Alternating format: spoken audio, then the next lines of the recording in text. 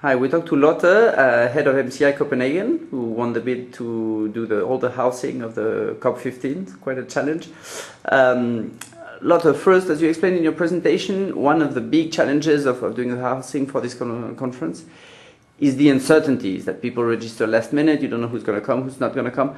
What are the keys to managing this uncertainty? There's like more than 15,000 people registered. Uncertainty with 15,000 people is extremely difficult. How do you manage that? What are the keys? It's a huge challenge on a logistical, seen in a logistical way.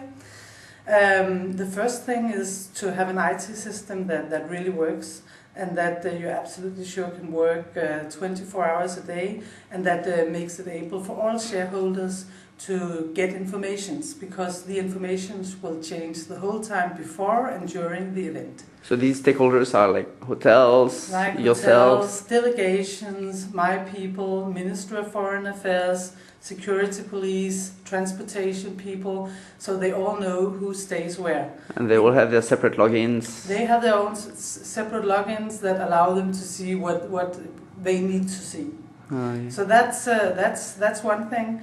And then I would say one of the things that we did, it was that we knew, we could see from other COPs we were preparing to see when the demand would come, what the booking pattern would be, that we could see that we would have a high degree of uncertainty until the last minute. So what we actually did was we made our own system, we called it the shadow, where we made a kind of a parallel conference or meeting. And we knew from the beginning that it would not be like that, but that as time went by, it would look more and more as reality.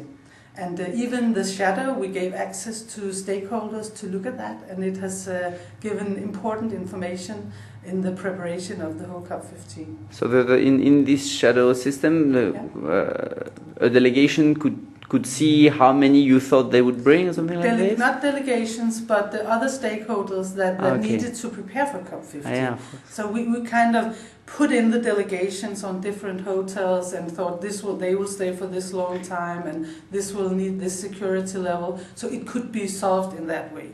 And then, of course, you had to move some of them around. Maybe they wanted something else, or maybe for security reasons we could not do it like that.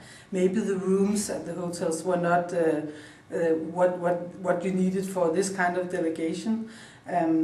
But it would give a good pattern to follow for the police and transportation people and ourselves, of course. Okay. So even though this is kind of navigating in not chaos, but you know, things change all the time, we feel certain that it will end out very fine. And now we're in the middle of it, and people are arriving, getting their hotel rooms, delegations are putting in their names, and the hotels can the whole time drag their own reports and list and see what's happening on that specific date.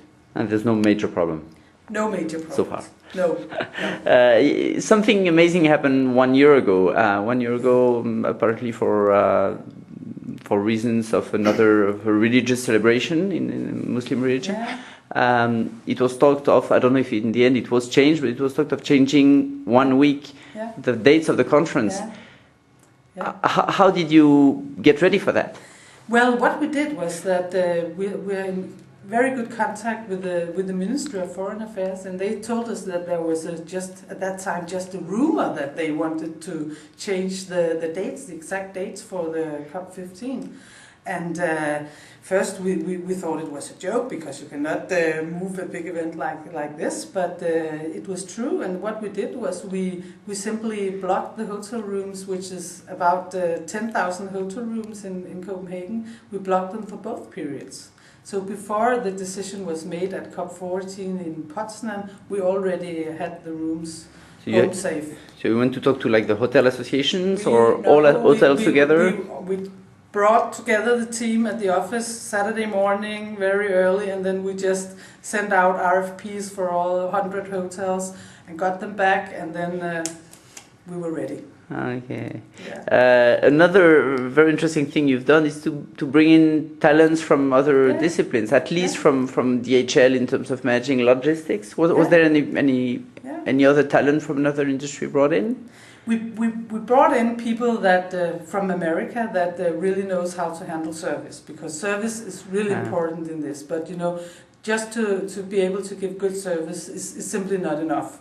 You must have a really good and strong, solid know-how base to run an event like this. And the thing about the DHL people, that was quite interesting, because they're used to operating and moving parcels around and flight schedules, ground transportation and stuff like that. So they're used to working with a high level of uncertainty in what they do.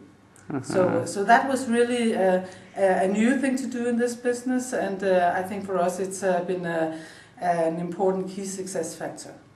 Okay, thanks a lot.